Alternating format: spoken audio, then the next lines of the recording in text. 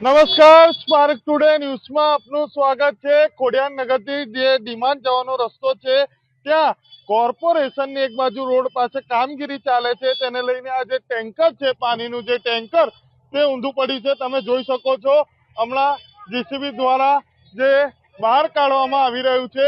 આ જે ટેન્કર છે તે પડેલું છે, તમે જોઈ શકો છો હમણાં આ કામગીરીને લઈને આ ટેન્કર છે તે પડ્યું હતું, તમે જોઈ શકો છો।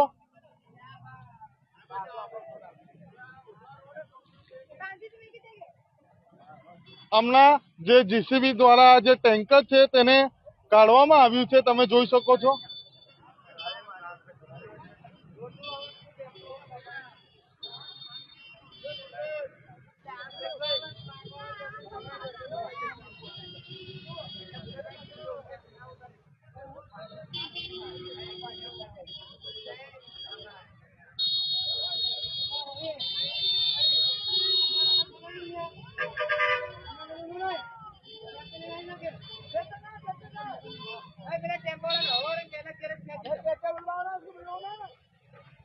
તમે જોઈ શકો છો જે કામગીરી છે તે હમણાં કરવામાં આવી રહી છે।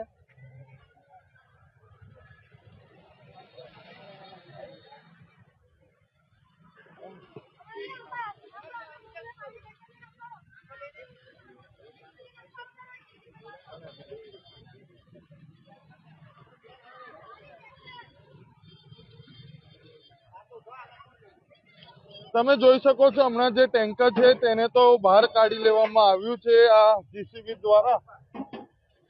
આપણે સીધી જ વાત કરીશું હેરીભાઈ સાથે। તમે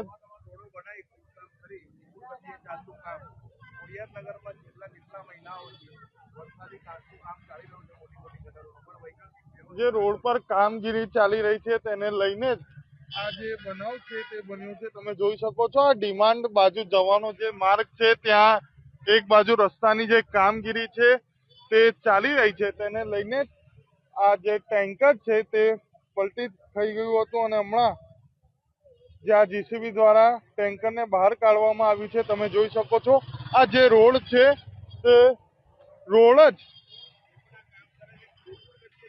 ડબલ બાજુ જે બે બાજુ જતો રોડ છે અને ત્યાં જ ટેન્કર છે તે પલટી થઈ ગયું છે। ખોડિયાર નગરથી આ જતો માર્ગ છે ડીમાર્ટ તરફ, અને ડીમાર્ટ તરફથી જ આ બાજુ ખોડિયાર નગર બાજુ જવામાં આવે છે। આપણી સાથે હેરીભાઈ છે, હેરીભાઈ સાથે જ વાત કરીશું। હેરીભાઈ, શું કહેશો, કેવી રીતે આ ઘટના બની અને આ ડિમાન્ડ વાળા જે રોડ પર આ જે કામગીરી છે તે ચાલુ છે ને હજુ સુધી થઈ? કોર્પોરેશન દ્વારા જે કોન્ટ્રાક્ટરોને કોન્ટ્રાક્ટ આપવામાં આવ્યો છે, તમે જુઓ એનું નીચેથી આરસીસી નું કામ કર્યા પછી આ લોકો કામ છોડીને જતા રહ્યા છે, એટલે કે કામ આનું બંધ છે। તો ગોકુળ ગતિએ ચાલતું આ કામ, એના કારણે જે અહીંના રહીશો છે એનું મૃત્યુ પામે તો એની જવાબદારી કોણ લેશે? આ જે કામગીરી ચાલી રહી છે અહીંયા ગોકુળ ગતિ એકદમ ધીમી રીતે તીવ્ર ગતિએ ચાલી રહી છે। અહીં કોઈ માણસો દેખાતા નથી, કોન્ટ્રાક્ટરોના કોઈ વ્યક્તિઓ દેખાતા નથી, એમની કામગીરી ફાસ્ટ ચાલી નથી રહી, તેના કારણે બાજુના જે રોડ છે એના પર ટ્રાફિક સમસ્યાઓ લાંબી વધતી જાય છે, એના કારણે આવા એક્સિડન્ટો થાય છે। એક્સિડન્ટના કારણે આજે જો તમે ટેન્કર જે હતું એ ડિવાઈડર પરથી પેલા રોડ પર પડી ગયું, જે એનો ટ્રેક્ટરનો ડ્રાઈવર હતો તેને આફત બચાવવામાં આવે છે, પણ કદાચ એનું મૃત્યુ પામ્યું હોત તેની જવાબદારી કોની?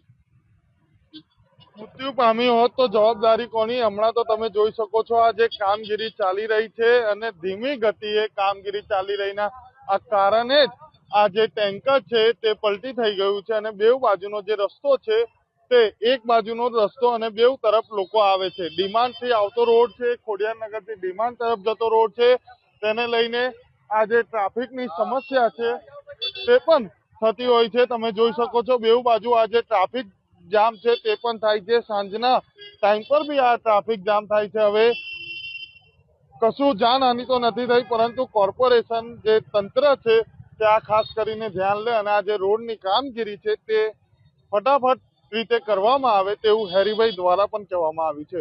હું Kamlesh Joshi, spark today news, Vadodara.